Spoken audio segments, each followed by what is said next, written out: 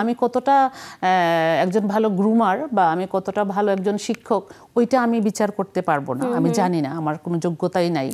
কিন্তু বাচ্চারা যে আমাকে ভালোবাসে বা এই যে এতগুলা বাচ্চার মা হতে পেরেছি, এতগুলা সন্তান পেয়েছি, এইটা আমি যদি ম্যাজিক বাউলিয়ানার সাথে যুক্ত না হতাম আমি কখনোই এই জিনিসটা পেতাম না। এবারের পর্ব আড্ডাবাজি। দর্শক, আজ আমরা বিনোদন সারাদিন স্টুডিওতে আমন্ত্রণ জানিয়েছি সঙ্গীত জগতের একজন নিবেদিত প্রাণ শিল্পীকে, যিনি বিশ্বাস করেন নিজের লক্ষ্যে পৌঁছতে দেহের শক্তি নয়, ধৈর্য শক্তি যথেষ্ট। তার একটি দর্শন আমাকে বরাবরই মুগ্ধ করে। নিজের যোগ্যতা নিয়ে কখনো অহংকার করা উচিত নয়, কারণ পাথরও কিন্তু নিজের ওজনের কারণে ডোবে। হ্যাঁ দর্শক, যার কথা বলছি তিনি প্রিয় শিল্পী লাভলি দেব। ধামাইল গানকে মূল ধারায় নিয়ে আসার জন্য যে কজন বছরের পর বছর নিজেদের সর্বস্ব দিয়ে চেষ্টা করেছেন শিল্পী লাভলি দেব তাদেরই একজন। আজ আড্ডাবাজিতে আমরা তার সঙ্গে কথা বলবো। চলুন সরাসরি আড্ডায় ডুব দেই। কেমন আছেন? খুব ভালো আছি। এবং আপনাকে দেখলেই এত ভালো লাগে, আমি কি গল্প করব। আপনার ইতিবাচক দৃষ্টিভঙ্গি এবং ভুবন জুড়ানোর সেই হাসি, ভুবন ভুলানোর সেই হাসি, এই যে অপার জীবনী শক্তি, তার রহস্য কি আমাকে একটু বলে দেন আগে। প্রথমত হলো আমি জীবনকে যাপন করতে চাই, মানে খুব স্বল্প সময়ের জন্য আমরা পৃথিবীতে এসেছি সবাই, যেটুকু পরমায় ঈশ্বর আমাদেরকে দিয়েছেন সেটুকু যেন আমরা যাপন করতে পারি। আচ্ছা, এটাই হলো আসল কথা। তো যাপন করতে যে শুধু কে আমাকে কষ্ট দিল, কে আমাকে দুঃখ দিল, কি পেলাম না, ওইগুলোর হিসাব না করে কি পেলাম, কতজন আমাকে ভালোবাসা দিল, কতজন মানুষ আমাকে ভালোবাসে, আমি কতজনকে ভালোবাসি, এদের জন্য আমাকে বাঁচতে হবে এবং এর জন্য আমি সবসময় হাসি মুখে থাকার চেষ্টা করি আসলে। এবং আপনাকে যখনই দেখি আমরাও হাসতে থাকি, আনন্দে থাকি। যেমন ইতিবাচক একজন মানুষকে দেখলে কিন্তু নিজের মধ্যে অনেকটাই পজিটিভিটি চলে আসে একদম। এবং গত 30 জুলাই মাছরাঙা টেলিভিশনের 14তম প্রতিষ্ঠাবার্ষিকী উপলক্ষে আপনার যে পারফরমেন্স ছিল সেটা আমরা সবাই তো দেখে মুগ্ধ ছিলাম, বিমোহিত ছিলাম এবং বরাবরের মতো আসলে মুগ্ধ হই, ভালো লাগে। কিন্তু আপনি কতটা এনজয় করেছেন? আমরা তো নাচানাচি করেছিলাম, আপনি কতটা উপভোগ করেছেন? আমি আসলে একদম মন থেকে বলি, এই মাছরাঙা পরিবারের প্রত্যেকটা সদস্যকে মনে হয় আমার পরিবারের মানুষ। এটা হলো প্রথম কথা। যদি আমি একজন প্রফেশনাল আর্টিস্ট হিসাবে আসতাম তাহলে এই আনন্দটা হতো না। আমি একটা প্রফেশনালিজমের জায়গা থেকে একটা সময় আসতাম, আমার গানের একটা স্পেস থাকতো, আমি গান গেয়ে চলে যেতাম। কিন্তু আমি আসছি আসলে যে পরিবারের সবার সাথে আজকে সবার সাথে আমি কথা বলবো, দেখা হবে, হাসবো, আনন্দ করবো, গাইলে গাইলাম, না গাইলে নাই, কিন্তু সবার সাথে আনন্দ করবো। ওই উদ্দেশ্যটা নিয়ে যখন এসছি তো আমার সবকিছুতে আসলে আনন্দ লাগছে। মানে কেউ এসে ফুল দিচ্ছেন, আবার মাঝখানে আইসক্রিম খাচ্ছি, আবার কফি দিচ্ছেন, আবার আমরা আপনারা গান গাইছেন, অন্যরা গাইছেন, সবাই মজা করেছি, আমরা সবাই মিলে করছি। আর আমি বসেও ছিলাম এর জন্য, একদম শেষ পর্যন্ত বসাই ছিলাম শুধুই আনন্দটা উপভোগ করার জন্য। এবং মাছরাঙা টেলিভিশনের সঙ্গে কিন্তু আপনার এই পথ চলা দীর্ঘদিনের। মাছরাঙা টেলিভিশন সম্প্রতি 14 বছর পূর্ণ করে 15 বছরে পা রেখেছে। যদি জানতে চাই যে মাছরাঙা টেলিভিশনের কাছে, এই চ্যানেলের কাছে আপনার কি প্রত্যাশা আছে? আমি যদি সহজ করে বাউলের ভাষায় বলি, যে আমরা যারা লোকগান গাই বা যারা আধ্যাত্মিক গান বাজনা করি, আমরা বলি না যে তোমাতে বিলীন, মানে তোমার মাঝে বিলীন আমি, এরকম একটা গানের ভাষা থাকে। মাছরাঙা টেলিভিশনের কাছে আমরা এটাই চাই যে মাছরাঙা টেলিভিশনের কাছে মানুষ যেন এসে তার যে প্রতিভা বা হোক তার কাজের জায়গা বা যে কোনো কিছু, মানে সে যেন এর মধ্যে বিলীন হয়ে যেতে পারে, এই জাদুটা মাছরাঙার আছে এবং এটা যেন বজায় থাকে এবং সেই জাদুটা আসলে সবসময় যেন সবার মাঝে ছড়িয়ে যায়, সেই চেষ্টাই আমরা করি। এবং সেই প্রসঙ্গে একটু আসতে চাই যে আমাদের দেশের ফোক গানের সব থেকে বড় রিয়েলিটি শো ম্যাজিক বাউলিয়ানার বিভিন্ন আসরে আপনাকে আমরা পেয়েছি এবং আনন্দের বিষয় আবারও শুরু হতে যাচ্ছে ম্যাজিক বাউলিয়ানা, এবং শুনেছি এবারও আপনি থাকছেন। একটু শুনি সেই কথাগুলো। ম্যাজিক বাউলিয়ানাটা আমার জীবনের একটা বিশেষ জায়গা, যেহেতু আমি গান নিয়ে কাজ করি, গান সংশ্লিষ্ট কিছুর সাথে যুক্ত থাকতে পারলে ভালো থাকে। আমার জীবনের প্রথম রিয়েলিটি শোতে মানে রুট লেভেলে যে কাজ করাটা, এটা সুযোগ করে দিয়েছে আমাকে ম্যাজিক বাউলিয়ানা। আচ্ছা।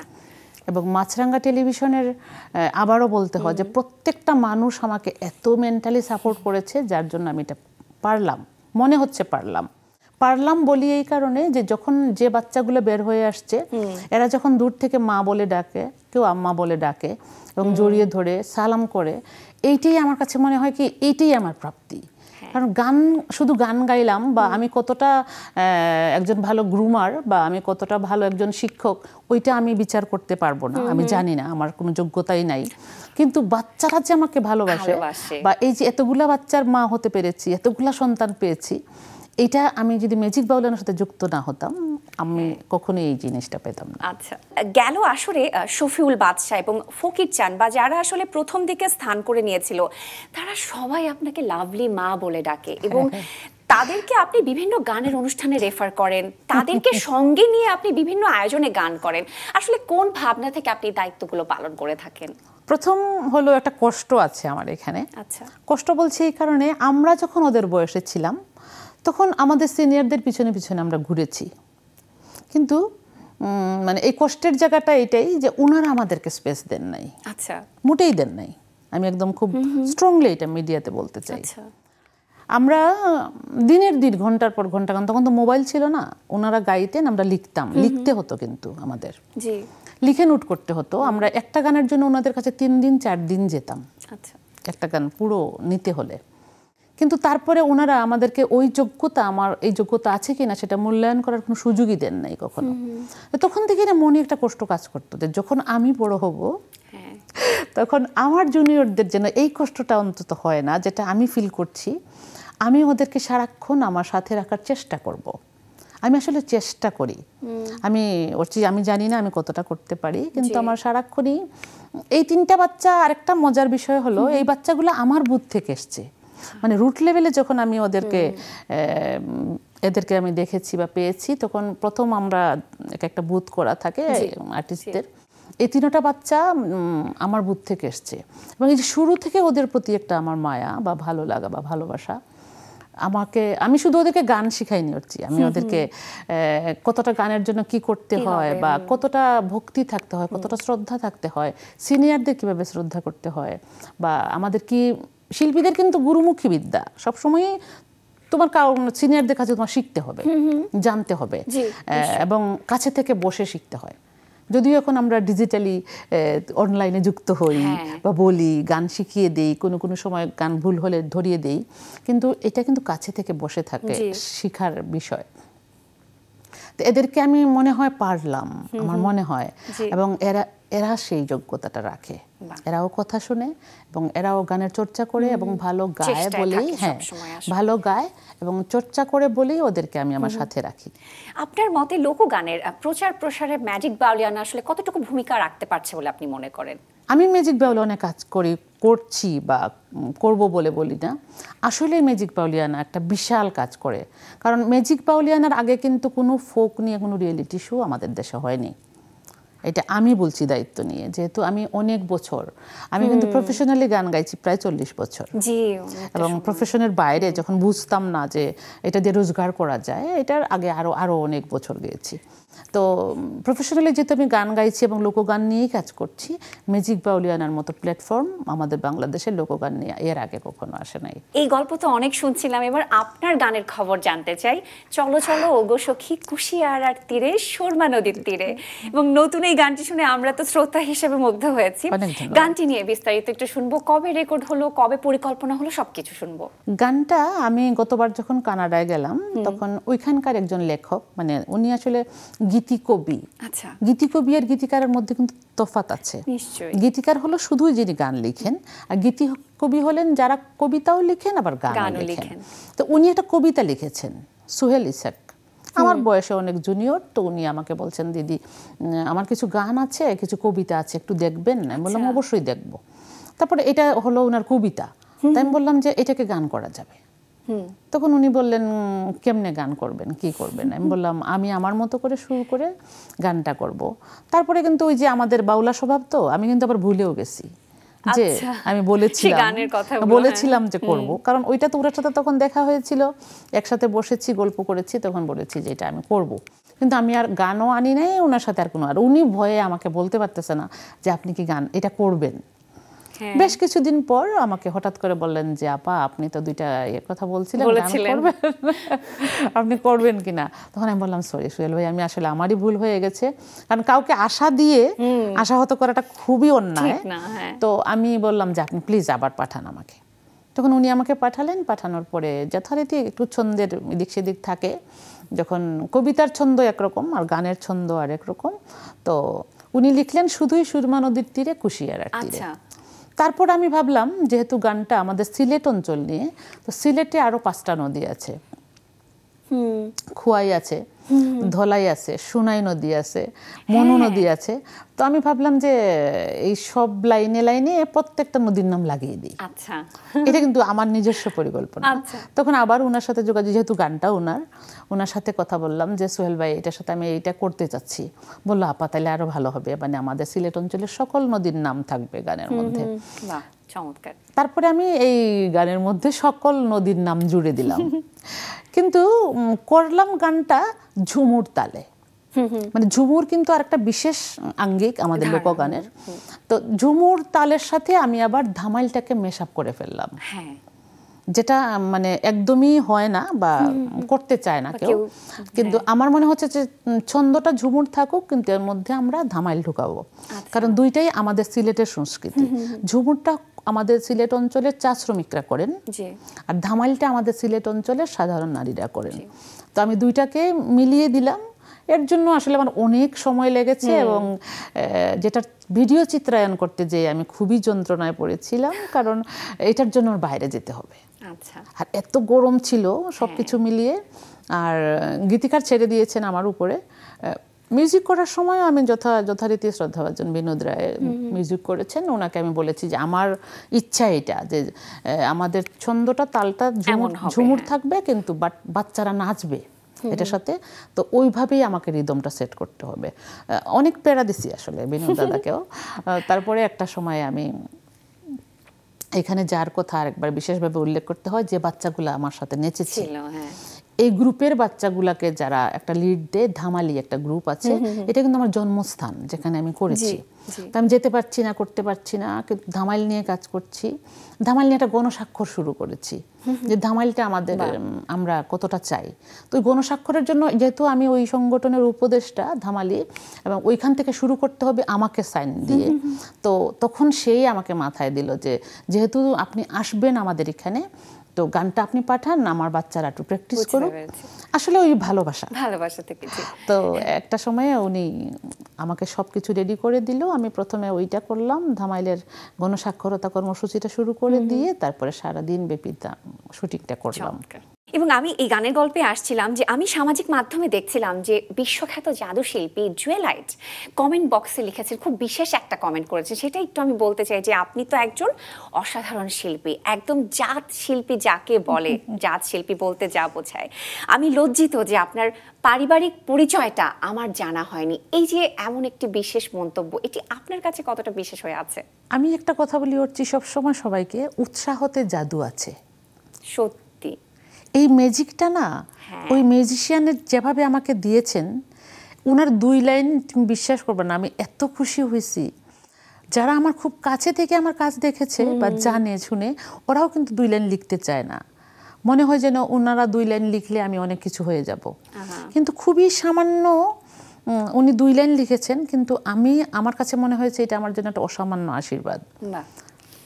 অসম্ভব ভালো লেগেছে ওই দিনটা। এবং এইটা নিয়ে আমি আবার একটা লেখা লিখেছি যে আসলে গুণীজন যারা, বড়জন যারা, এটা সব সময় বড়রা যদি একটু ছোটদেরকে একটু উৎসাহ দেয় কাজে, ভালো কাজের, তাহলে ওদের কাজের গুণ অনেকটা বেড়ে যায় বা অনেক স্পিড বেড়ে যায় কাজ করার। অনেক সত্যি তাই, কথাতে একেবারেই একমত হতেই হবে। তবে যে গানের এত গল্প শুনছি, সেই গানটিকে একটু 2 লাইন আমরা শুনে নিতে পারি? অবশ্যই শুনবো। চলো চলো গো সখী কুশিয়ারার তীরে, সুরমা নদীর তীরে। চলো চলো গো সখী কুশিয়ারার তীরে, সুরমা নদীর তীরে। ডিঙ্গি নৌকায় ঘুরমু 2 জন, ডিঙ্গি নৌকায় ঘুরমু 2 জন, চলাতে চলাতে সুরে, খুয়াই নদীর তীরে। চলো চলো গো সখী কুশিয়ারার তীরে সুরমা নদীর তীরে। বাহ, চমৎকার। এবং যখন আসলে সোশ্যাল মিডিয়ার গল্প শুনছিলাম তখন তো একটু বলতেই চাই যে আপনি আপনার সামাজিক মাধ্যমে ডেসক্রিপশনে লিখেছেন শিল্পীর ঘরে জন্ম তাই শিল্পী হয়েছি। আপনার সেই শিল্পী পরিবারের গল্প একটু বিস্তারিত শুনতে চাই আজকে। আমার জন্ম হয়েছে যে পরিবারে, আমার বাবা গান গাইতেন এবং আমার বাবা মৃদঙ্গ বাজাতেন। আমাদের একটা ছোট কীর্তনের দল ছিল। তো যেটা হতো আগে আগে আগে তো বিনোদনের আর কোনো ব্যবস্থা ছিল না।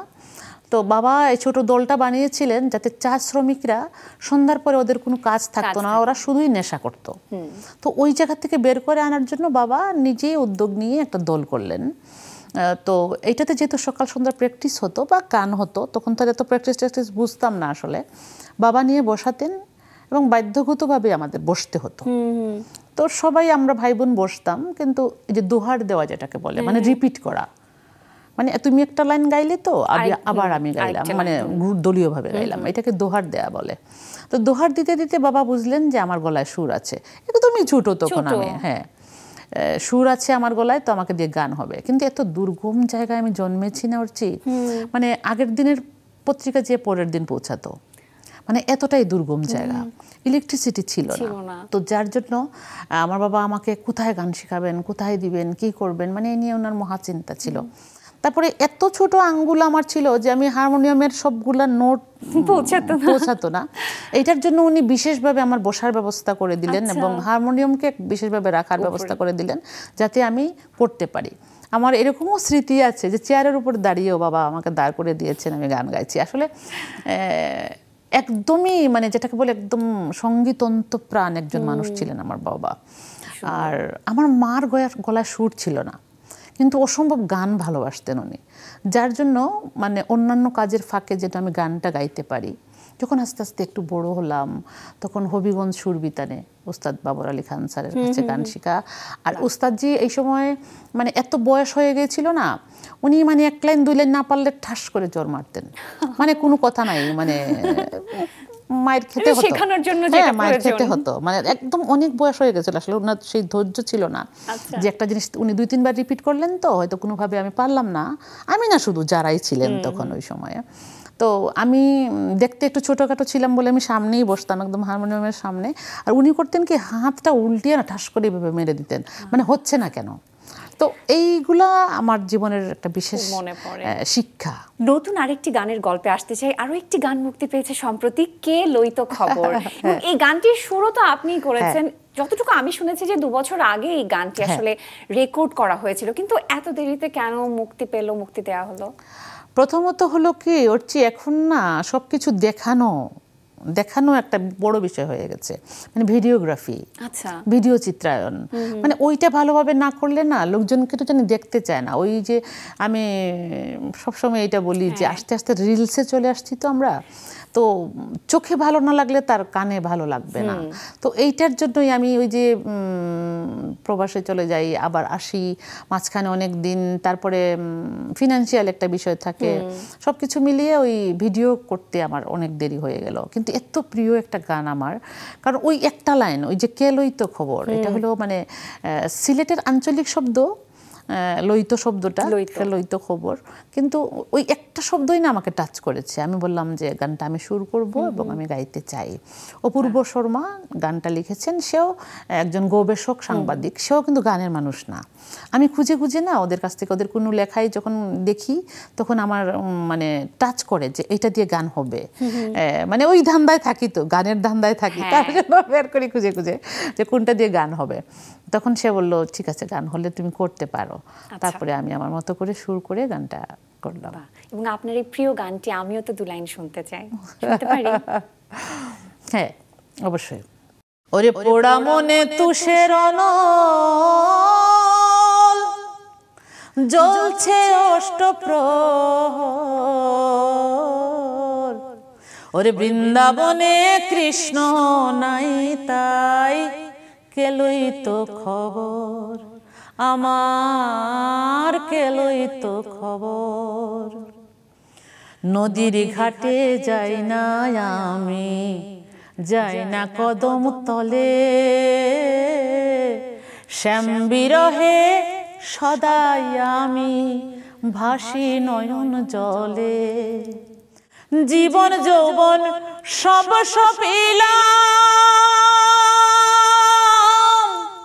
কলঙ্কের দায় মাথায় নিলাম, লোকের নিন্দা কতই সইলাম, আমায় করলো পর, কেলই তো খবর আমার, কেলই তো খবর।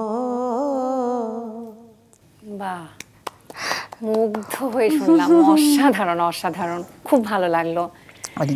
মনে হচ্ছে আপনার থেকে আরো অনেকগুলো গান শুনতে থাকি, কিন্তু একটু গানের গল্পে চলে আসতে চাই। আপনি একটা সময় ধামাইল গানের প্রচার নিয়ে রীতিমতো আন্দোলনই করেছেন বলতেই হবে, এবং এখন তো অনেকেই আসলে ধামাইল গান লিখছে এবং গাইছেও। এই বিষয় নিয়ে একটু আপনার কাছে জানতে চাই, আপনার কি ভাবনা কাজ করে এই ক্ষেত্রে? আমাকে যিনি ধামাইল গান মাথায় ঢুকিয়ে দিয়েছিলেন, প্রথমে উনাকে স্মরণ করতে হয়। জি, নিশ্চয়ই। উনি হচ্ছেন শ্রদ্ধাভাজন চন্দ্রাবতী রায় বর্মন। উনি আমাকে যে হাত উঠে যায় না, ডান হাত গান গাইতে গাইতে, এটা কিন্তু উনার কাছ থেকেই পাওয়া। কারণ উনি না এই হাতটা উঠিয়ে উঠিয়ে সবসময় গান গাইতেন। আর ওই যে গুরুমুখী বিদ্যা, তো উনার কাছ থেকে শিখতে শিখতে এইটা আমার চলে আসছে হাতে, মানে এটা করতেই থাকি। তো উনি আমাকে প্রথম ধামাইল গান সম্বন্ধে আইডিয়া দিলেন যে এটা হলো আমাদের শেকড়ের গান, এটাকে এইভাবে গাইতে হয়। আমরা গাইতাম, কিন্তু এখন কেউ গাচ্ছে না, করছে না। আমি বললাম ঠিক আছে, আমি করব। কিন্তু আমি যে কিরকম হেনস্থার শিকার হয়েছি ওর চেয়ে তুমি ধারণা করতে পারবে না। খুবই ভাষার কথার গানগুলা মানুষ শুনছে, লাফাচ্ছে, আমাকে ভীষণ কষ্ট দিত তখন। মানে সিলেট অঞ্চলে আমি তখন হতো কি 365 দিনের 300 দিন শো করতাম। তো যার জন্য প্রতিদিন শোতে যাচ্ছে, প্রতিদিন এই যে অকথ্য কথার গান শুনতে শুনতে না আমি বিরক্ত হয়ে যেতাম। কিন্তু একলা প্রতিবাদ করা সম্ভব হয় না। কিন্তু একটা সময় মনে করলাম যে না, আমাকেই বলতে হবে এবং এটা আমাকে করতেই হবে। তো অনেকেই বলতো, আমি গেলে দাঁড়াইলেই বলতো এই যে চলে আসছে ভাই বেরাদার রমন বলে গাইতে। বাট আমি এগুলো কেয়ার করি নাই, কারণ আমার কাছে মনে হতো যে এটা আমার শেকড়ের গান এবং এইটা আমার ঐতিহ্য, এটাকে আমার বাঁচিয়ে রাখতে হবে। যেমন আমাদের একটা সন্তান যদি ডিসেবল হয়ে যায়, আমরা কিন্তু ওকে লুকিয়ে রাখতে পারবো না, ওকে সামনে আনতে হবে, তাহলেই বাচ্চাটা সচল হবে। ঠিক তেমনি আমরা দেখলাম যে ধামাইলকে একদমই পিছনে ফেলে রাখা হয়েছে, এটা কোনোভাবেই সামনে আসতে দিচ্ছে না। তখন আমি শুরু করলাম। অনেক সময় হয়েছে যে এরকমও ঘটনা হয়েছে যে আমি যখন চিন্তা করলাম যে আধুনিক যন্ত্রপাতি ছাড়া ছেলে মেয়ে গান শুনবে না এই গানগুলা, তখন আমি অক্টোপ্যাড কিবোর্ড দিয়ে শুরু করলাম। আমাকে, উনি এখনো বেঁচে আছেন, আমাকে স্টেজ থেকে নামিয়ে দেওয়া হলো। সেই অক্টোপ্যাড কিবোর্ডকে নামিয়ে দেওয়া হলো এবং উইথ মি আমাকেও নামিয়ে দিল যে এগুলা দিয়ে এই গানগুলা চলবে না। আমি কিন্তু প্রচুর কেঁদেছি ওরছি, কিন্তু ওই দিন মঞ্চ ছেড়ে আসিনি, আমি বসেছিলাম চেয়ারে। তারপরে একটা সময় যখন উনার গান শেষ হয়ে গেল, তখন যারা আয়োজক ছিলেন তাদেরকে বললাম আমি কি চলে যাব? তখন বললো না আপা, আপনি কেন যাবেন, আপনাকে তো আমরা ইনভাইট করে এনেছি। আমার না এরপরে আর একদিনও পিছনে ফিরে তাকাইতে হয়নি। ওই দিনে আমি যদি রিস্ক নিয়ে না থাকতাম, মানে চলে আসতাম, কারণ এটা বিশাল বড় অনুষ্ঠান ছিল এবং আমাদের সিলেট অঞ্চলের না হলে ওই দিন অন্তত 10,000 মানুষ উপস্থিত ছিলেন, যার জন্য উনি ইচ্ছা করে আমাকে ইনসাল্টটা করেছিলেন। উনি এখনো বেঁচে আছেন, আমি আবারও বলছি উনি এখনো বেঁচে আছেন, যদি উনি দেখেন তাহলে উনি বুঝবেন। তো আমি আবার মঞ্চে উঠলাম, এই আধুনিক ইনস্ট্রুমেন্টগুলো নিয়ে আবার মঞ্চে উঠলাম এবং একটানা আমি 2 ঘন্টা ধামাইল গাইলাম। এরপর কিন্তু আমাকে আর কোনোদিন কোথাও, মানে আমার মনে হয় যে এক্সট্রিম লেভেল পর্যন্ত যেতে হয় কোনো একটা বিষয়ে, কোনো একটা সময় আসলে ওই সিদ্ধান্তটা নিতে হয় যে কি করণীয়। ওই দিন থেকে আমার প্রচন্ড জেদ চেপে গেল যে ধামাইল অবশ্যই হবে বাংলাদেশে। এবং এই বিষয়ে আমি জিজ্ঞেস করতে চাচ্ছিলাম যে 26 মে এই তারিখটি আসলে আপনারা অনেকেই চান ধামাল দিবস হিসেবে যেন পালন করা হয়, কেন? রাধারমন দত্ত আমরা বলি ধামাইল গানের জনক, মানে উনি প্রথম ধামাইল গানের ধারাটা আমাদের দেশে এনেছেন। আর রাধারমন দত্ত হলেন রাধামাধব দত্তের ছেলে, যিনি গীত গোবিন্দ, রাধামাধব দত্ত যিনি গীত গোবিন্দকে সংস্কৃতকে বাংলা করেছেন, সেই রাধামাধব দত্তের ছেলে হলেন রাধারমন দত্ত। সো উনার সব গানগুলা না সুফিয়ানা যেটাকে বলি আমরা, বা শুদ্ধ তত্ত্ব যেটাকে বলি আমরা, তো শুদ্ধ তত্ত্ব নিয়ে গানগুলাকে যিনি এনেছেন, উনার একটা জন্মের তারিখ আমরা সঠিক জানি না। এটা আমাদের জন্য একটা কষ্টের, কারণ আসলে সাধকগুলা, ওনাদের সাধকরা আসলে কিভাবে কখন কোথায় জন্মেছেন সঠিক তারিখ বলাটা আসলে খুব মুশকিল। আর তখনকার সময়ে বলা সঠিক ছিল না। কেউ বলেন 22, কেউ বলেন 24, কেউ বলেন 26। তো আমরা ধরে নিলাম 26 জুন, আচ্ছা, যেহেতু এটাই লাস্ট তারিখ। 26 জুন যেহেতু আমরা ধরে নিলাম যে রাধারমণ দত্তের জন্মদিন, আমরা এর জন্য এই দিনটাকে ধামাইল দিবস করতে চাই। আরো অনেক গল্পে আসতে চাই। শুনেছি যে আসলে বিয়ের গীতগুলোকে কণ্ঠে ধারণ করার উদ্যোগ আপনারা নিয়েছেন এবং এক্ষেত্রে আপনার পাশে আছেন শ্রদ্ধেয় শাকুর মজিদ। একটু বিস্তারিত আপনার মুখে শুনতে চাই। বিয়ের গীতগুলো হলো আমাদের সিলেট অঞ্চলে, এগুলো হলো বসে বসে গাওয়ার, মানে নারীদের গাওয়ার গান। ধামাইলটা হলো উঠানে, আমি বুঝাতে পারলাম কি? নিশ্চয়ই। ধামাইলটা হলো মানে উঠানে আমরা সবাই মিলে আনন্দ করে গাওয়ার গান, আর গীতটা হলো মানে বসে গাওয়া, মানে একটা কাহিনী বলা। জি। তো এই গীতগুলো না আরো হারিয়ে যাচ্ছে।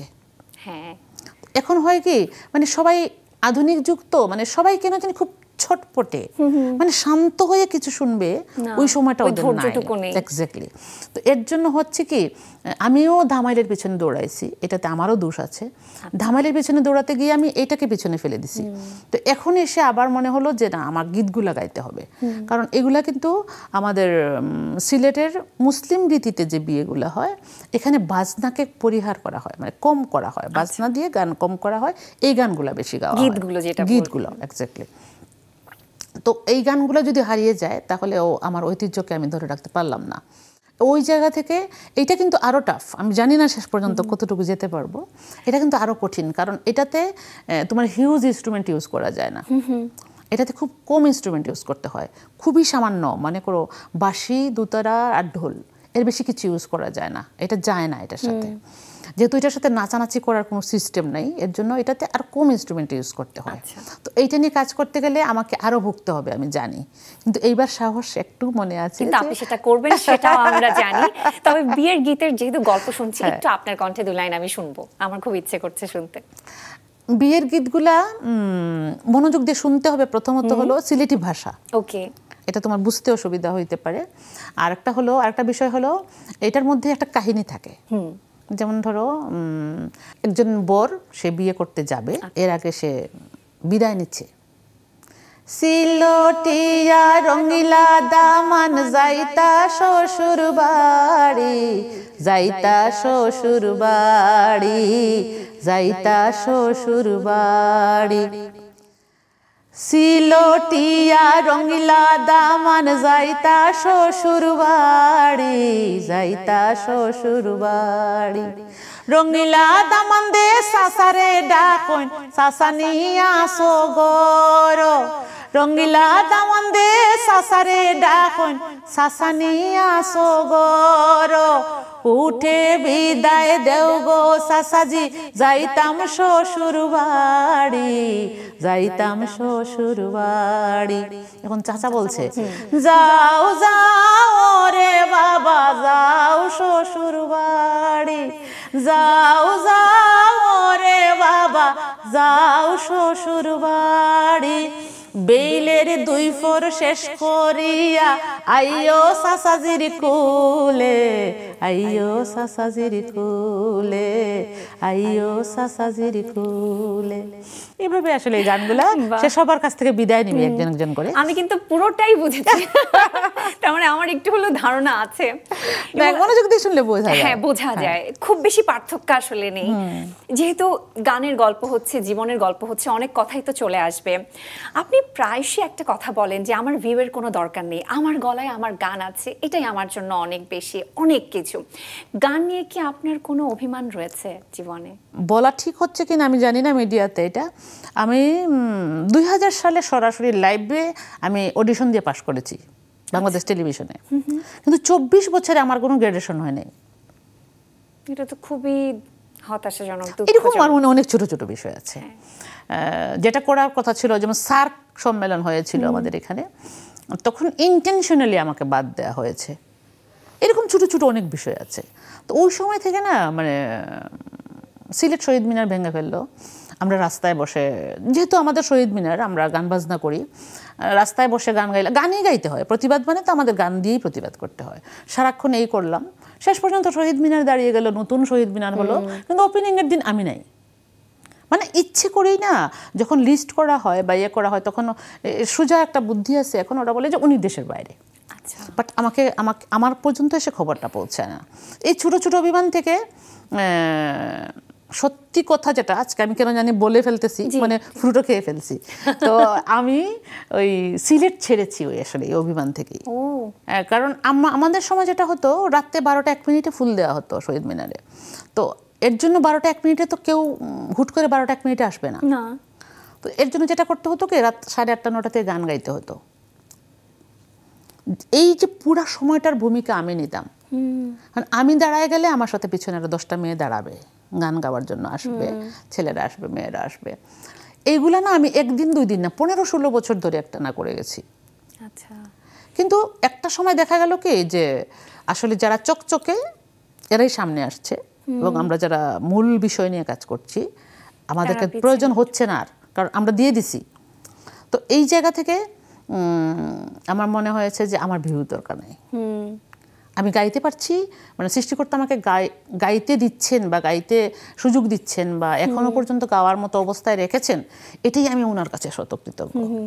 একদিক থেকে কিন্তু ভালোই হয়েছে, আপনি যদি সিলেট ছেড়ে না আসতেন তাহলে আমরা তো আপনাকে পেতাম না, এইভাবে এত ইতিবাচক একজন মানুষকে পেতাম না। এখানে কিন্তু একটা জিনিস যুক্ত করি করছি, আমাকে কিন্তু ম্যাজিক বাউলিয়া না সিলেট থেকেও নিয়ে এসছে। আচ্ছা, বাহ। আমাকে ম্যাজিক বাউলিয়ানা একবার সিলেট থেকেও নিয়ে এসেছে, এবং সসম্মানে আমাকে ওনাদের ইয়েতে কাজ করার জন্য নিয়ে এসেছেন, এবং আমাদের কামরুজ্জামান রাব্বির সাথে আমি ডুয়েট গান করেছিলাম। ওই সময় আমাকে ওনারা সিলেট থেকেও যুক্ত করেছেন। এবং সেটাই বলতে যাচ্ছিলাম যে একজন চমৎকার গানের শিল্পীকে আমরা এভাবে পেতাম না। এবং আপনি একবার বলেছিলেন যে নিজের আনন্দ বা ভালো থাকার রিমোটটা অন্যের হাতে দিবেন না। যারা অন্যের সমালোচনা করে তারা আসলে নিজের স্বভাবটাকেই সামনে তুলে ধরে। সো যতদিন বেঁচে থাকার ভিসা আছে আনন্দ নিয়ে বাঁচুন, নিজের মতো করে বাঁচুন। এই যে জীবনকে নিয়ে এত ইতিবাচক একটা ভাবনা চিন্তা সবসময় আপনি লালন করেন, পালন করেন, কিভাবে রাখেন? প্রথমত হলো আমি বাবা মার 3 নম্বর কন্যা সন্তান। আচ্ছা। আমাদের সময়ে কন্যা সন্তান জন্ম নেওয়াটা একটা বিশাল অপরাধ ছিল। তারপরে আমি 3 নম্বর কন্যা সন্তান। আচ্ছা। তো যার জন্য আমি সবসময় অবহেলিত ছিলাম ছোটবেলায়। অবহেলিত কিন্তু ওই সেন্সে বলি নাই যে বাবা মা অবহেলা করছে, ওইটা না, মানে মেয়েই তো হয়েছে, মানে এই একটা ভাব। কিন্তু আমি না ছোট থেকে খুব জেদি, ওই চোখটা বা ওই টিউনটা যে বলতেন ওইটা আমাকে খুব কষ্ট দিত। মানে মেয়ে হয়েছি বলে তো কি হয়েছে, শেষ পর্যন্ত আমি মাঝে মাঝে বাবাকে বলতাম যে আমাকে নিয়ে তোমার কষ্ট, আমি মেয়ে হয়েছি বলে, মানে বুঝতাম না কিন্তু তখন, বাবাকে বলা যায় না এটা, মানে বলতাম আমি। তখন উনি বলতেন কেন বাবা? আমি বলতাম যে আমি ছেলে হইলে বোধহয় তোমার ভালো হতো, আমি তো মেয়ে হয়ে গেছি, কিন্তু বাবা তুমি না আমার পরিচয়ে পরিচিত হবা। অনেক বড় একটা কথা কিন্তু এটা আমি ছোটবেলায় বলেছি বাবাকে এটা, যে বাবা আমি কিন্তু তোমাকে কিন্তু লাভলির বাবা সে চিনবে মানুষ। তো এই জেদটা না আমার কাজ করতো সবসময় মনের মধ্যে, যে মেয়ে বলে আমি অনেক কিছুতেই সুবিধা বঞ্চিত হয়েছি, অনেক কিছুতে। তো যার জন্য ওইটাকে আসলে মনের মধ্যে শক্তিতে রূপান্তরিত করেছি, যে আমার খুশির জন্য, আমার খুশির রিমোটটা আমি অন্য কারো হাতে দিব না। তারপরে যখন বিয়ে হয়ে আসলাম, প্রথমত তো বলতো যে এই মেয়ের বিয়ে হবে না। আমি একটু পাগলাটে স্বভাবের, আমি রান্না বাড়া জানি না, আমি সাংসারিক কাজ কিছু জানি না, এই মেয়ের বিয়ে শাদী হবে না। বিয়ে হলো, তারপরে সংসার টিকবে না, এটাও মানে সৃষ্টিকর্তা করলেন। তারপরে হলো 2টি কন্যা সন্তান। তো আমি এর জন্য রিমোটটা আসলে কারো হাতে দেই নাই, কখনোই দেই নাই, এখনো দেইনি। বাঁচতে হবে আমাকে। শেষ ধাক্কা যেটা সৃষ্টিকর্তা আমাকে দিলেন সেটা হলো 17 সালে আমার সিভিয়ার হার্ট অ্যাটাক হলো, এবং আমি হাসপাতালে ভর্তি হলাম। আমি যখন হাসপাতালে আমাকে নিয়ে যাওয়া হচ্ছে, তখন আমি টের পাচ্ছিলাম যে আমি মারা যাচ্ছি। মানে শেষ সময়ের না শ্বাস বন্ধ হয়ে আসার বা দম বন্ধ হয়ে আসার যে একটা কষ্ট, এটা যার উপর দিয়ে যায় না সে বুঝবে না, বোঝানো সম্ভব না। আমি বুঝতে পারছিলাম যে আমার সব বুকের পাঁজরগুলো ভেঙে যাচ্ছে, আমি শ্বাস ফেলতে পারছি না, গিলতে পারছি না, ছাড়তেও পারছি না। আমি ভাবলাম যে আমি এখন মারা যাচ্ছি। আমার কিন্তু সেন্স কাজ করছে, যেহেতু আমি মারা যাচ্ছি, আমি সজ্ঞানে একবার স্রষ্টার নাম নেই। এবং ট্রলিটা নিয়ে রাখা হলো ইয়ের সামনে, আমি জানি না কোথায় নিয়ে রাখা হয়েছে। যখন ওইখানে থামলো, ওই সময় আমি টের পেলাম যে আমার পাটা তো এইভাবে রাখা ট্রলিতে, পায়ে একটা ঠান্ডা বাতাস লাগলো, ওইটা আমি ফিল করতে পারলাম। জাস্ট এরপরে আমি আর কিছু বলতে পারি না। আজকে আপনাকে কিন্তু এভাবে আমি দেখতে চাই না, আপনাকে আমি ইমোশনাল করতে চাই না একেবারেই। গানের গল্প শুনছি, জীবনের গল্প শুনছি, স্বপ্নের গল্প যদি একটু শুনতে চাই। আজকে আপনাকে আমি কাঁদাতে চাই না, আমি চাই না আপনি আমার সামনে কান্না করলে আমিও কান্না করব। আমি আপনার কাছে আপনার স্বপ্নের কথাই শুনতে চাই, যে ইদানিং দেখছি যে নতুন একটা স্বপ্নে আপনি নিজের কুরুশ কাটার স্বপ্নে বুনছেন, সেটাও আমি জানি। এবং এই যে ডায়েরির পাতায় কুরুশ কাটা দিয়ে তৈরি পাতা, ফুল, গোলাপ সবকিছু খুবই সুন্দর। এত সুন্দর সুন্দর করে আপনি জিনিসগুলো তৈরি করছেন, এই যে নতুন একটি নেশা, এর নেপথ্যের গল্প শুনতে চাই। কুরুশ কাটায় বোনাটা আরেকটা বিষয় হলো, যেহেতু আমি এখন ছেলে মেয়ে বড় হয়ে গেছে, বলতে 2 মেয়ে বিয়ে দিয়ে দিচ্ছি আমি। অনেক বড় হয়ে গেছে। হ্যাঁ, ওরা ওদের সংসার নিয়ে ব্যস্ত, ওরা ঝামেলায় থাকে, ওদের মতো করে থাকে। তো দেখলাম যে এখন আমি সিরিয়াল দেখা পছন্দ করি না। ওই যে সিরিয়ালগুলো দেখতে থাকে মহিলারা বসে বসে, আমার খুবই বিরক্তিকর। আমি আসলে গানের অনুষ্ঠান ছাড়া খুব একটা টেলিভিশন দেখি না। গানের অনুষ্ঠানগুলো আমি রাত জেগে হলেও দেখি। এটা হলো আমার একটাই, আমি দেখি যে গানের অনুষ্ঠানগুলো যেগুলো আমার ভালো লাগে আমি এগুলো দেখি। বাকি সময়টা করবো কি?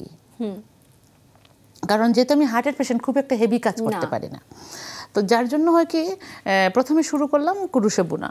কুরুশে আগে বুনতাম, বুঝছো, যখন মেয়েরা ছোট ছিল ওদের জামার একটু ছিল, কিন্তু কাজের চাপে তখন মানে এটা ভুলে গেছিলাম প্রায়।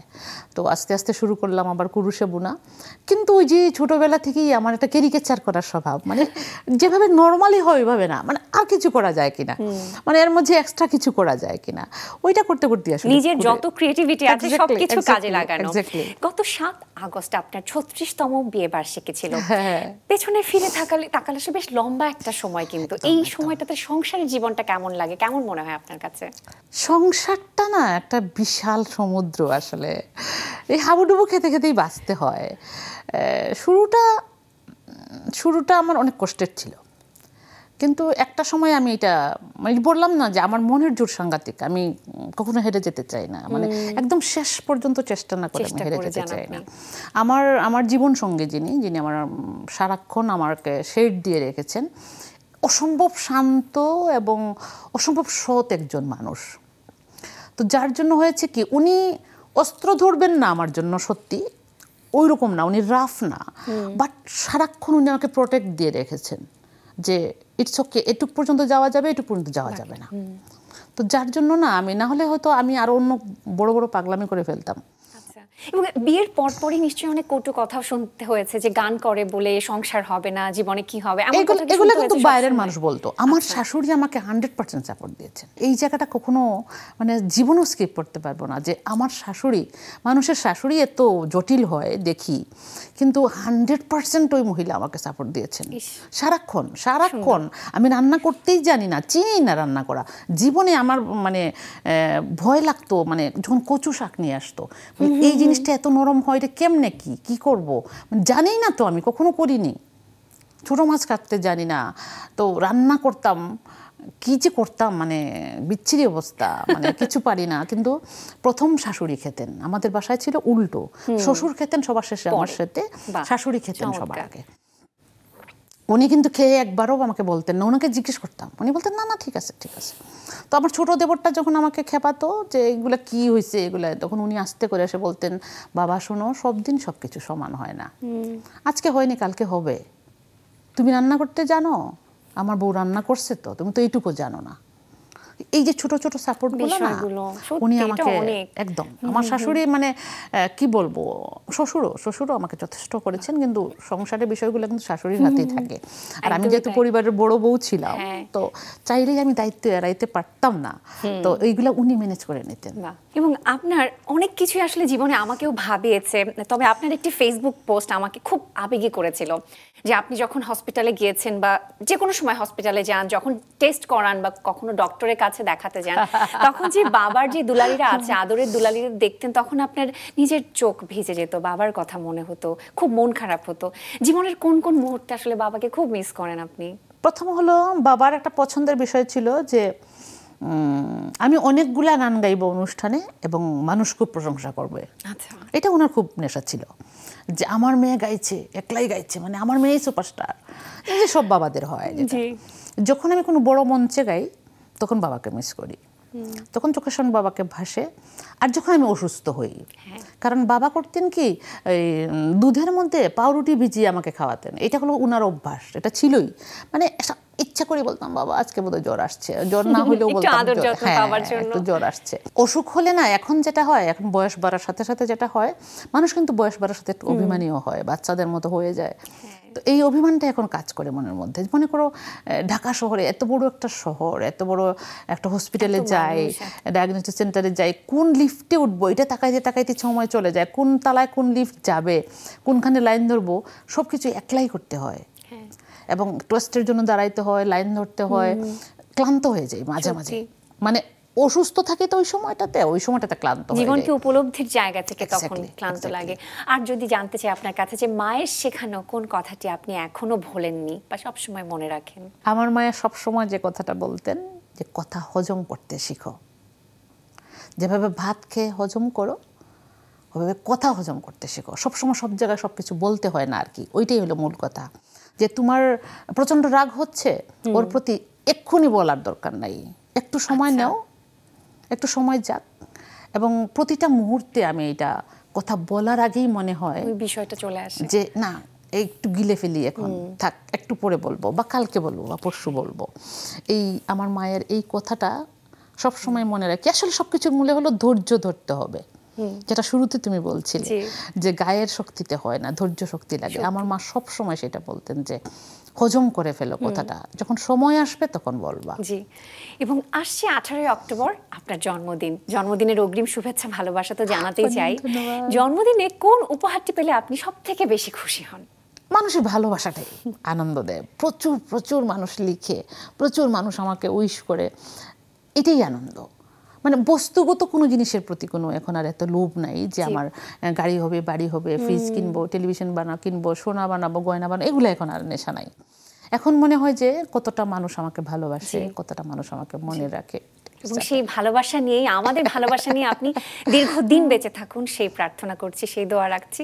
বিনোদন সারাদিনে আসবার জন্য অসংখ্য ধন্যবাদ, ভালোবাসা আপনার জন্য। প্রথমে তোমাকে শুভেচ্ছা জানাই, সুন্দর মিষ্টি একটা মুখ তোমার, এবং সুন্দর করে বললে।